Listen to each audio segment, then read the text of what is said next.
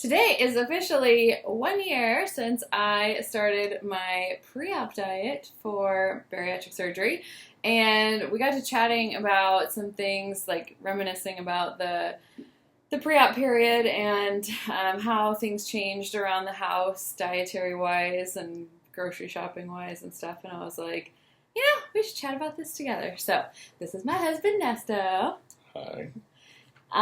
So you were starting to talk about the challenges of not bringing things home to me that had normally been a treat and a way to show your love. Tell me about that. So, I think it was a great decision for us to, I would say about a month out, change the little things that I would bring home to her that would make her happy, her little candy treats that she loves, her Reese's, or little snacks, little things like that that I knew were things that she wanted to change before she even went into surgery. So she would already be able to have some consistency on me making better decisions on things maybe to bring home for her. Maybe might be a protein bar, chocolate chip, or something that I know that would be what she truly needs to continue to have the things that she needs after her surgery instead of bag of chips or candy. Yeah. When you started bringing home Fiji waters, I was like, ooh, it's still decadent. It's still like one of my favorite things. Right, It's just, it actually supports and sustains the mission. Right, absolutely. And I think that was helping because the same way I practice thinking about you when it came to me bringing home little snacks maybe for the kids or something like that, or even in between me coming home during lunch breaks or anything like that to have something for you. Yeah. Now it was like, okay, well, I'm going to bring home, like you said, some Fiji water or favorite type of protein bar or favorite type of shake that you might I've got like. to say, in general, the just random bring home gifts have decreased significantly, but it's because the things that I would need now are not as easily accessible at the gas station or the places that you're going throughout the day. Right. Which is honestly fine. Like, I have everything I need, and I need so little, so infrequently that it's like, I just grab what I need when I'm here. True. But it's still, like, and you find other ways to do, like, acts of service and gifts that are, like, primary love languages for me. Absolutely. So, I mean, it doesn't have to be stuff like flowers. We all love a flower. We love a flower.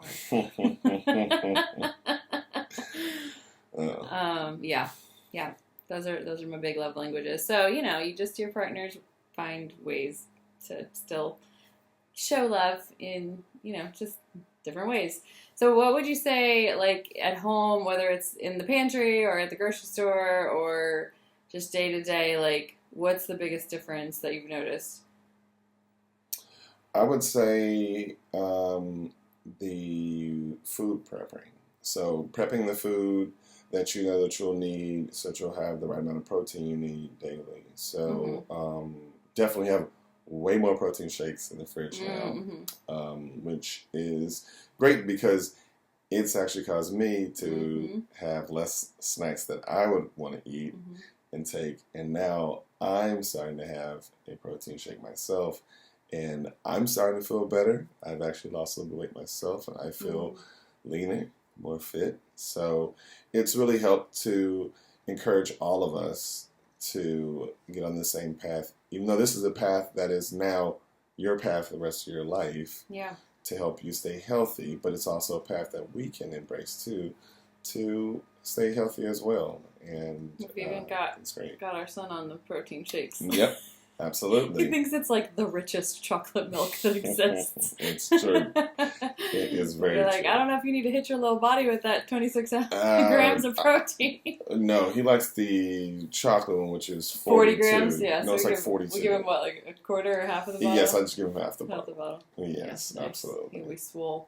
He loves to show his muscles. That's true, actually. Nice. All right. So food prep has been the biggest difference. Yeah. Food prep and shakes. Lots of shakes now. Shakes, yes. So, honestly, I feel like I did a fair amount of food prep before. I spent a lot less time personally prepping food. Food is just so easy now. Like, I feel like when I was trying to really be healthy, I spent so much time on food prep and money, and it's just a lot of effort to no avail. So Yeah, I now I would feel like it's say just so easy. I would say it does seem easier for you now. I can definitely tell that in the past, like it seemed stressful for you Yeah. to try to really just like count every single calorie and every single thing, and Oh yeah. really try to just overly food prep. And I feel now like your body already has a limit, and you know what you need, so you're able to prep Yeah. in a much easier way. Well, in the same volume that would have been, 2 meals is like a week of food. Right. Like I can just grab a few bites and move on. And like that's the biggest change for me, and the biggest blessing is just all the food noise of like thinking about what I'm going to eat and what do I want to eat is gone. It's just like, oh, I'm hungry. Okay, go eat. All right, that's done. Move on to the next thing. Like that's the biggest blessing is just not thinking about food. And that's probably something that you didn't even really have any awareness was going on for me, because like I didn't really talk about No, food noise. You didn't really And talk there's about like, that. I mean, with obesity in general, there's a lot of like food shame, and it's so funny because like you've always eaten out fast food way more than I have, but like I always felt like I needed to hide it. Not that you were gonna judge me, but I just felt like oh, I look this way, so I shouldn't be doing this. But if I am doing it, no one should know. Right. I've always told you, for many, many years that as you changed and as your body changed, through the process of having kids, that that I was gonna always love these changes in you, because I understood the hormonal change and the gaining of weight as you have kids, and what that process is like, and that you went through a lot of struggle before you had kids to lose weight, and I knew that it was going to be difficult in the process of each kid to lose it. So, as we ate the things we ate and enjoyed those foods, I was never the one who was going to be, judging you or anything of that nature. I'd be the one to, maybe help you and always, make our funny jokes, because now that you squat without any problems, that was always our funny thing. It's like, hey, honey, let's do some squats, and you always hated it, and now you love it, which is so wild. Yeah, I'll be down for a squat challenge. Look, we can easily do one. Yeah. But, that's honestly the biggest thing is like how easy it is to do so much stuff. And that's the catch-22 of fitness and being obese, is like it's hard to do the things that will help you, but that's what you need to do to make it easy to do the things, And so naturally, like, I mean, I wasn't really focusing a lot on fitness in the beginning, and like weight just comes off so naturally. And like at some point I was just like on a walk and I was like, my body feels like it wants to run, and I just like ran to the end of the block, and then I was like, I'm gonna run some more, and I just kept running, and like I really love running now. And squats, I was just like, oh, I'm not, I hate squats, don't even say that word around me. Now I'm like, that was the word that triggered you. 200 squats, let's go. Right. So it definitely is a lot easier not just carrying the weight. And I think about, like, I had a personal trainer shortly before surgery, like earlier that year. And I remember her trying to show me things, and she was like, it's not that you're not strong enough to do this, it's that there's physical body in the way that's keeping you from being able to get the full extension of this exercise. Right. And like, and being in a yoga class and like be feeling like suffocated by trying to do child's pose because there just wasn't anywhere for my belly to go against my knees. I'm like, all the weight is up in my throat. And like, experiencing those things in such a different way now, and having so much fluidity and flexibility and space to do those exercises is like really exciting. Anyway, tangent. No, I think that makes so much more sense. But it's just exciting because it like makes me want to like do a lot of exercises that I was always like, I'm not that person. I'm not an athletic person. Yeah. And it just really like reframed my idea of like who I am and what's capable and what I'm interested in. No, I completely love it, because I'm sure I told you this before, but me being able to see you run and play with the kids now and not feel like in pain or feel tired, I feel like something's rubbing is, Mm-hmm. is an amazing and great thing. It's one of the reasons why, I spent, the last really like 2 years of just doing the amount of stretching, everything that I was doing and stuff like that in my own life. Yeah, because so your body would feel better. Right, so my body would feel better, and I'd be able to still pick the kids up and run and play with them and be as active as my parents were with me. You know, that was it's important. like true that that's a benefit. It definitely, a lot of my motivations for bariatric surgery were selfish. Like, it wasn't really about having more energy for the kids. It wasn't really even about, like, disease prevention. It was just, like, I wanted to feel free in my body. I wanted to feel energized and fluid and flexible in my body. Like, that was the main goal.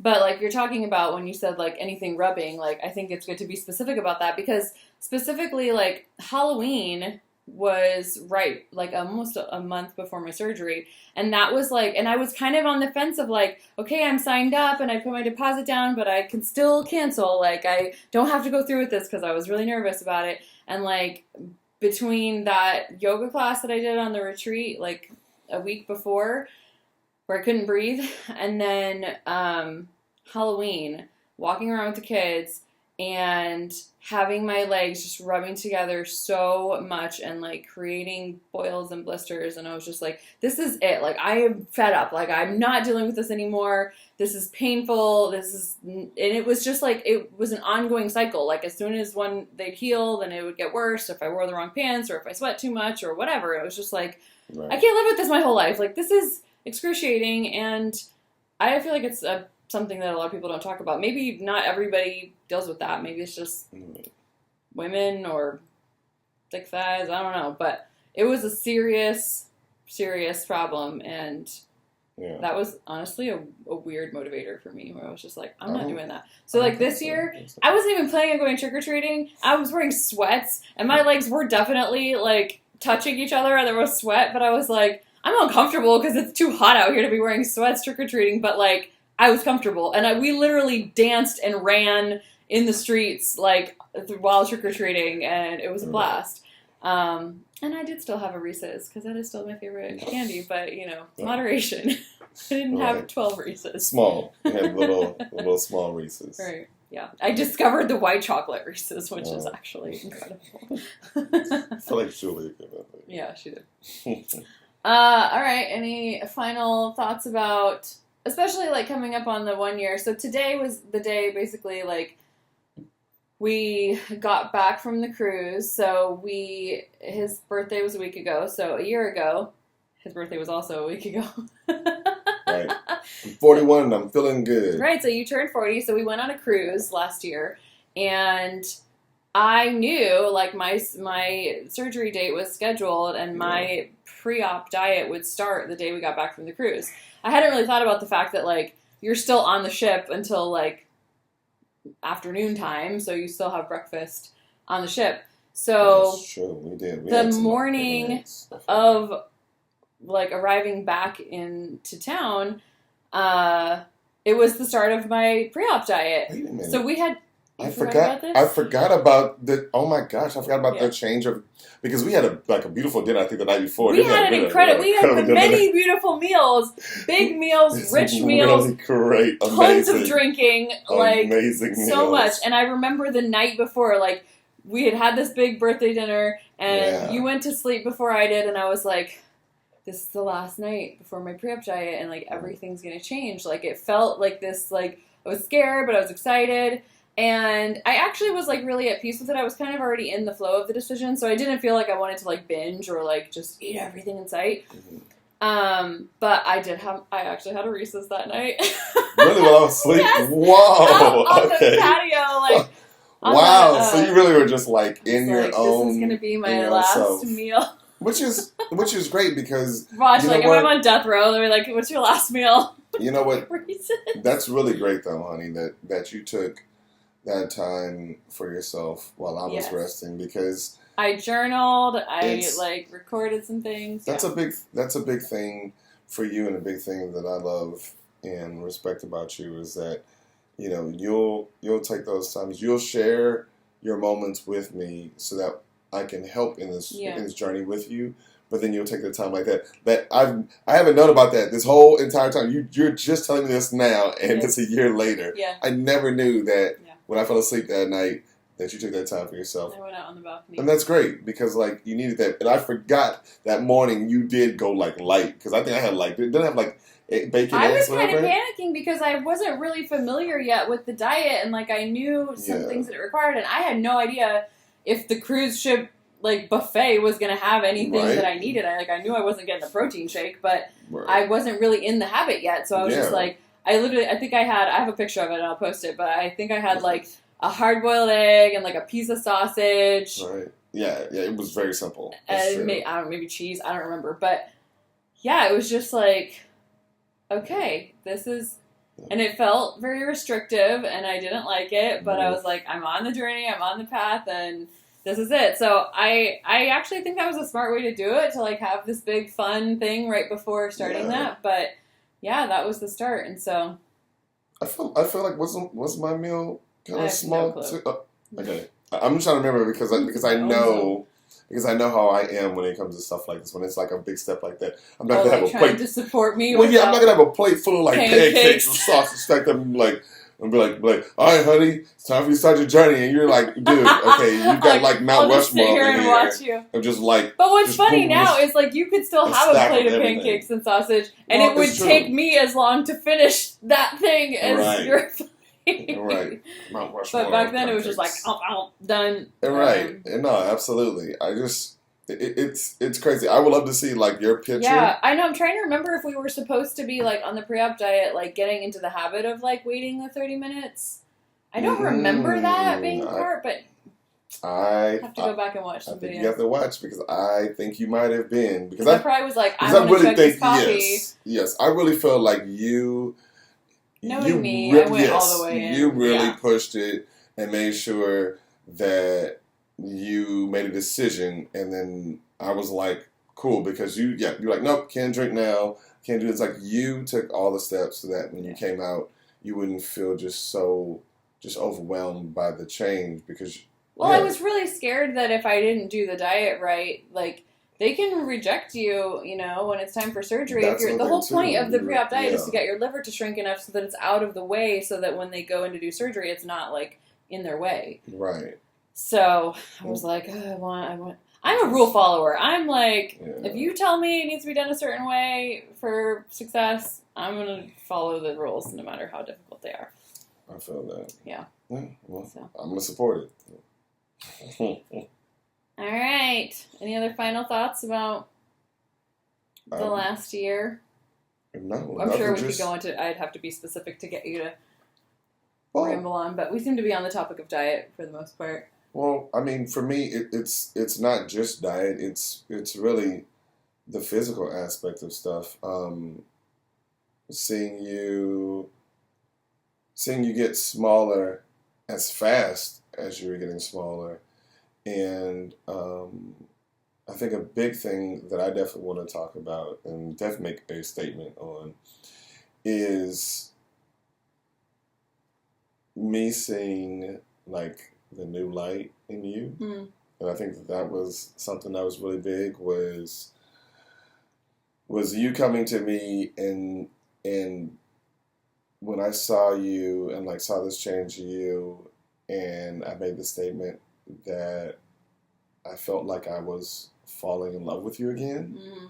And you made the statement of, oh, well, like, are you falling in love for like the new skinny me?